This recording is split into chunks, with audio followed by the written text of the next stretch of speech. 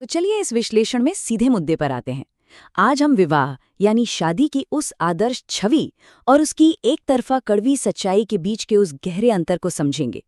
शादी को हमेशा से प्यार और अपनेपन का प्रतीक माना जाता रहा है, लेकिन आज के इस दौर में सच पूछिए तो ये पवित्र रिश्ता दो बिल्कुल अलग और गंभीर खतरों का सामना कर रहा है।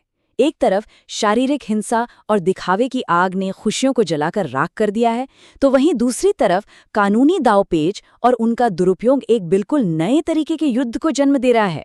आज की हमारी इस चर्चा का रास्ता कुछ इस तरह रहेगा। पहले हम बात करेंगे दुखद हिंसा की, फिर आएंगे जश्न में चलने वाली गोलियों की परंपरा पर। उसके बाद हम देखेंगे कि वैवाहिक रिश्तों में कड़वाहट कैसे आती है, कानून का हथियार की तरह दुरुपयोग कैसे होता है, और आखिर में अदालतों द्वारा बनाए जाने वाले संतुलन पर भी नजर डालेंगे। शुरुआत करते हैं इस चर्चा के पहले और सबसे गंभीर हिस्से से, जब शादी की खुशियां किसी क्राइम सीन में तब्दील हो जाती हैं। अब यहाँ एक बहुत बड़ा सवाल दिमाग में आता है। प्यार और दो दिलों के मिलन के प्रतीक माने जाने वाले इन समारोहों में आखिर हथियार चलाने के पीछे लोगों की ऐसी क्या मानसिकता होती है? खुशी के इस मौके पर लोग मौत का सामान लेकर क्यों पहुंच जाते हैं? और हमारे देश के अलग अलग हिस्सों से आने वाले ये उदाहरण इस बात को बहुत ही स्पष्ट तरीके से दर्शाते हैं कि ये कोई एक दो छिटपुट घटनाएं नहीं हैं। हरियाणा के चरखी दादरी में 13 साल की बच्ची की मौत से लेकर लुधियाना और मथुरा में दुल्हन को गोली लगने तक, और जौनपुर में दूल्हे आज़ाद बिंद की हत्या तक, यह एक बहुत ही भयानक और बार बार दोहराया जाने वाला सामाजिक पैटर्न बन चुका है। एक पल में खुशियां मातम में बदल जाती हैं। जौनपुर वाले इस मामले को ही थोड़ा करीब से देखते हैं। यहाँ आपसी रंजिश के चलते दुल्हन के ही एक रिश्तेदार ने दूल्हे की गाड़ी रोककर उसकी हत्या कर दी। हैरान की बात तो ये है कि इस रिश्तेदार ने कुछ वक्त पहले दूल्हे के पिता पर भी हमला किया था। ये साफ दिखाता है कि कैसे किसी का निजी अहंकार एक नए रिश्ते के शुरू होने से पहले ही उसका हमेशा के लिए अंत कर देता है। अब आते हैं अपनी चर्चा के दूसरे पड़ाव पर। आखिर इस शारीरिक हिंसा की जड़ क्या है? ये उस सामाजिक दिखावे की जानलेवा कीमत है जिसे जश्न में फायरिंग की परंपरा का नाम दे दिया गया है। देखिए, अगर हम कानून की बात करें तो हथियारों का मूल उद्देश्य आत्मरक्षा यानी सेल्फ डिफेंस है। कानून के दायरे में इसके लिए लाइसेंस रखना पूरी तरह वैध है। लेकिन जब इन्हीं हथियारों का इस्तेमाल भीड़ के बीच अपना दबदबा दिखाने या फिर बेवजह का खौफ पैदा करने के लिए होता है, तो ये कोई बचाव नहीं रह जाता। ये सीधे तौर पर एक दंडनीय अपराध बन जाता है। जैसे कि इस विषय पर दी गई एक एक्सपर्ट की ये टिप्पणी काफी कुछ साफ कर देती है। इस हिंसा के पीछे दरअसल एक बहुत पुरानी सामंती मानसिकता या यूं कहें कि फ्यूडल मेंटालिटी काम करती है। ये मानसिकता ताकत को नहीं बल्कि एक गहरी असुरक्षा और दबदबा दिखाने की बेचैनी को दर्शाती है। और सबसे निराशाजनक बात यह है कि कई बार पारिवारिक रिश्तों की वजह से ये दिखावटी फायरिंग करने वाले लोग कानूनी शिकंजे से आसानी से बच निकलते हैं। अपने ही तो हैं, ये सोचकर परिवार वाले शिकायत दर्ज कराने से पीछे हट जाते हैं। चलिए अब यहाँ से थोड़ा आगे बढ़ते हैं और देखते हैं कि ये पूरी स्थिति कैसे और बिगड़ती है जब फिजिकल वायलेंस की जगह कानूनी हथियार ले लेते हैं। यानी जब वैवाहिक बंधन कड़वाहट में बदल जाते हैं और बात कोर्ट कचहरी तक पहुंच जाती है। भारत के सर्वोच्च न्यायालय यानी सुप्रीम कोर्ट की ये टिप्पणी इस पूरी स्थिति को एकदम सटीक ढंग से पेश करती है। उन्होंने देखा है कि कैसे पति पत्नी के बीच की छोटी मोटी नोकझोंक अचानक से एक गंभीर रूप ले लेती है, और देखते ही देखते ये छोटे झगड़े इतने बड़े कानूनी युद्ध में तब्दील हो जाते हैं कि इनमें बिना किसी ठोस वजह के परिवार के दूर दूर के सदस्यों और घर के बड़े बुजुर्गों को भी घसीट लिया जाता है। इसे और गहराई से समझने के लिए इलाहाबाद हाईकोर्ट के सामने आए पीयूष और पारू के इस मामले पर गौर करते हैं। ये विरोधाभास अपने आप में हैरान करने वाला है।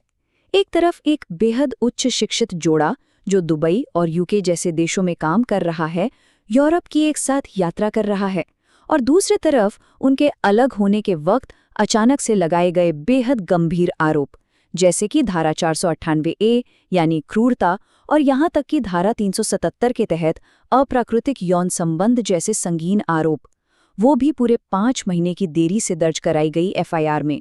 यह सीधे तौर पर हमारे अगले मुद्दे की तरफ इशारा करता है, कानूनी सुरक्षा का हथियार के रूप में इस्तेमाल और ओमनिबस एलिगेशंस यानी सर्वव्यापी आरोपों की लड़ाई। तो ये ओमनिबस एलिगेशंस आखिर होते क्या हैं? खास तौर पर धारा 458 ए के मामलों में। इसका सीधा सा मतलब है बिना किसी ठोस सबूत या सक्रिय भागीदारी के बस गुस्से में आकर पति के पूरे परिवार और रिश्तेदारों पर एक साथ सामान्य आरोप लगा देना। अदालतें अब इस बात को बार बार उठा रही हैं कि इस तरह के कानूनी दुरुपयोग पर लगाम लगनी चाहिए। तो यहाँ सबसे महत्वपूर्ण बात समझने वाली ये है कि ये पूरा कानूनी जाल काम कैसे करता है। शुरुआत होती है पति पत्नी के बीच एक वैवाहिक विवाद से। उसके बाद गुस्से में आकर एक बढ़ा चढ़ाकर शिकायत दर्ज करा दी जाती है। इसमें दूर के रिश्तेदारों और बुजुर्ग माता पिता का नाम भी डाल दिया जाता है। नतीजा, कोर्ट को आगे आकर इन निराधार आरोपों को रद्द करने के लिए मजबूरन हस्तक्षेप करना पड़ता है, जिससे पूरा कानूनी सिस्टम बेवजह के मामलों से भर जाता है। पिछले इलाहाबाद हाई कोर्ट वाले केस की पुलिस जांच के इन निष्कर्षों को ही देख लीजिए।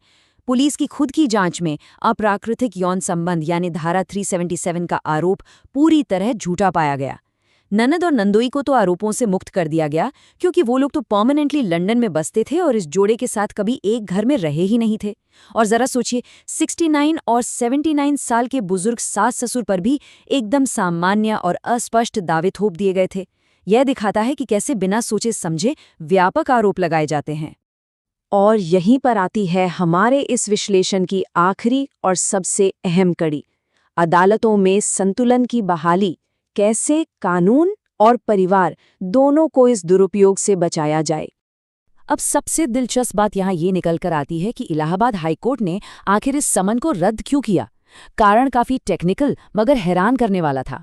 निचली अदालत ने बिना कोई न्यायिक विचार किए बस एक छपे हुए प्रोफॉर्मा यानी एक ब्लैंक फॉर्म को पेन से भरकर समन भेज दिया था। बिना अपना जुडिशियल माइंड अप्लाई किए दिया गया एक नॉन स्पीकिंग ऑर्डर। यही मैकेनिकल रवैया निर्दोषों के लिए एक दुष्स्वप्न बन जाता है। खैर, इन सब के बाद आज हम एक बहुत ही गंभीर और बड़े सवाल पर आकर खड़े हो गए हैं। समाज के तौर पर हम इस शादी जैसी पवित्र संस्था को उन दोनों खतरों से कैसे बचा सकते हैं। एक तरफ शादी के दिन गोलियां चलाने का वो शारीरिक अहंकार और दूसरी तरफ कोर्ट कचहरी में कानून को अपना बदला लेने का हथियार बनाने की मानसिकता। इन दोनों ही खतरों ने समाज को जकड़ लिया है। ये एक ऐसी उलझन है जिस पर हम सबको ठहरकर और बेहद गहराई से विचार करने की जरूरत है। इस विश्लेषण में हमारे साथ जुड़े रहने के लिए बहुत बहुत शुक्रिया।